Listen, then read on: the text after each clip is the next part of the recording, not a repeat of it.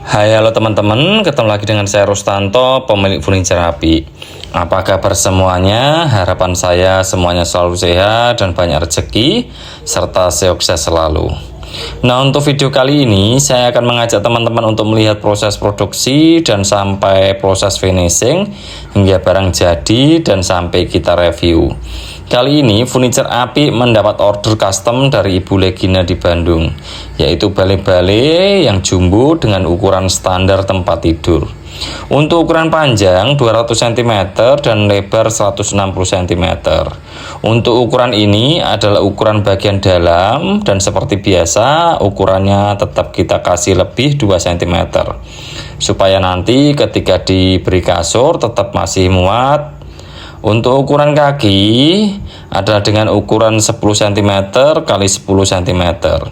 Karena bale-bale ini pembelinya minta model antik dengan menggunakan kayu baru, yaitu di finishing whitewash, maka untuk bahan kayu yang memungkinkan adalah menggunakan kayu jati perhutani.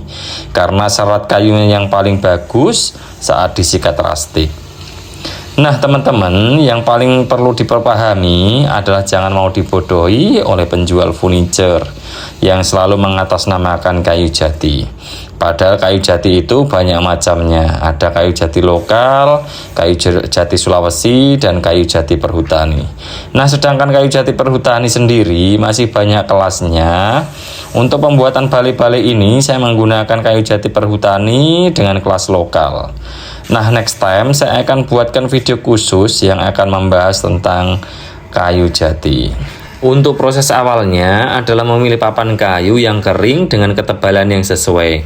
Karena ini adalah model antik, maka justru dipilihkan kayu yang ada pecah, lobang, dan yang ada cacatnya supaya menambah estetik keantikan kayu.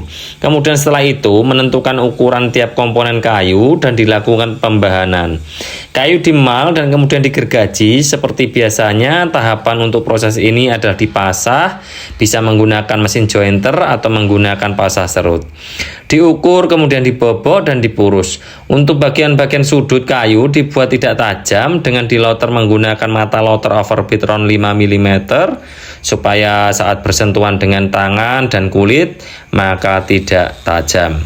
Karena ini adalah finishing antik dan perlu disikat rastik, maka komponen yang sudah jadi harus dirastik terlebih dahulu sebelum dirakit supaya hasilnya bisa bagus.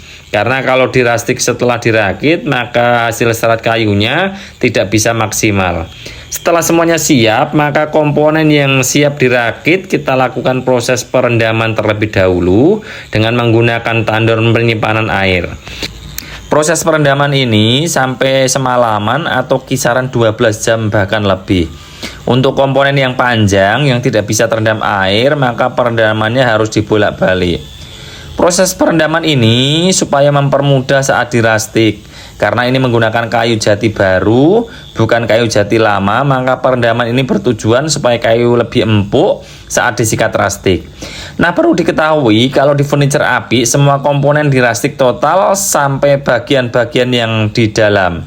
Jadi bukan hanya yang kelihatan saja, sedangkan proses rastiknya ini saat masih komponen supaya hasilnya bisa sesuai serat kayu. Karena kalau sudah dirakit maka hasilnya tidak bisa bagus.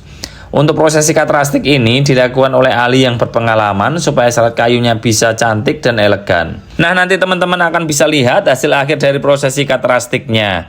Karena kalau yang sikat rastik adalah ahli berpengalaman, maka tidak perlu amplas lagi menggunakan steel wool untuk menghilangkan bulu-bulu kasar serat kayu. Atau dengan kata lain, kalau sudah ahli, maka sudah dipastikan bulu-bulu kasar serat kayu bisa hilang saat proses sikat rastik.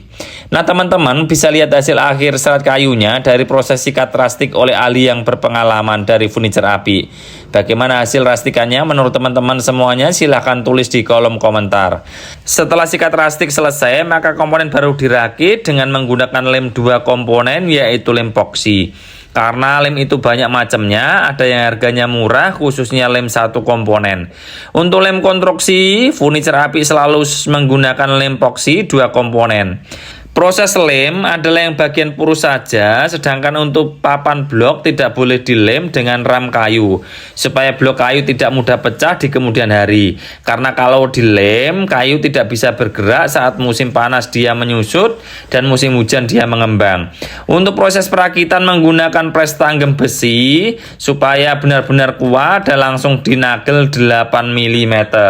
Untuk proses setting, kita menggunakan baut depan atau tempat tidur. Jadi balai-balai ini adalah menggunakan sistem knockdown, jadi bisa dibongkar dan dipasang. Setelah proses produksi selesai, maka langkah selanjutnya adalah proses finishing. Sebelum di finishing, maka balai-balai dibongkar dan diberi letter supaya mempermudah saat setting. Untuk proses finishing whitewash sebetulnya ada beberapa cara, namun kali ini saya menggunakan cara yang sangat sederhana. Kalau sebelumnya saya menggunakan bahan dari Propan 3D Gel Stain, videonya bisa dilihat di sosial media furniture api yang lain seperti TikTok, Instagram, dan Facebook. Untuk proses finishing ini saya menggunakan warna krem supaya terkesan tidak terlalu putih. Untuk aplikasi pewarnaan saya menggunakan kuas sampai warna benar-benar masuk ke dalam pori-pori kayu yang dirastik. Untuk kekentalan warna harus benar-benar tepat supaya warnanya bagus dan tidak belang-belang. Setelah warna kering, maka langkah selanjutnya adalah dicuci dengan air mengalir dan sambil diamplas. Untuk proses ini harus menggunakan skill khusus dan punya jiwa seni antik supaya hasilnya bisa benar-benar bagus dan cantik. Setelah proses pewarnaan selesai, maka lanjut dikeringkan sambil dijemur matahari. Langkah selanjutnya adalah top coat. Untuk top coat saya menggunakan water-based PWS atau Propan Wood Stain dengan campuran 50% clear gloss dan 50% clear doff, sehingga hasilnya tidak terlalu mengkilat, juga tidak terlalu ngedoff. Untuk proses top coat saya menggunakan proses spray dengan menggunakan spray gun di terik matahari. Untuk proses top coat ini dilakukan 2-3 kali, 2 kali bagian dalam dan 3 kali untuk bagian yang bersentuhan langsung dengan kulit atau bagian depan dan bagian yang tampak oleh mata.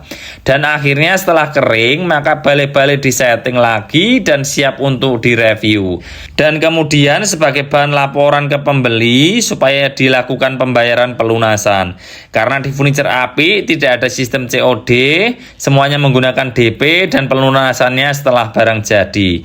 Dan ini adalah hasil akhirnya. Bagaimana menurut teman-teman semua? Tulis di kolom komentar. Apakah ada masukan atau saran atau hal yang lain? Silakan saling sharing. Jangan lupa untuk selalu membeli produk furniture yang benar-benar berkualitas. Jangan lupa di like, di share, dan di subscribe. Dan juga silahkan follow akun sosial media furniture api yang lain. Saya berdoa untuk teman-teman yang sudah mensubscribe channel ini. Semoga selalu diberikan kesehatan, panjang umur, banyak rezeki, dan apapun yang dilakukan boleh senantiasa berhasil. Demikian, terima kasih dan sampai jumpa.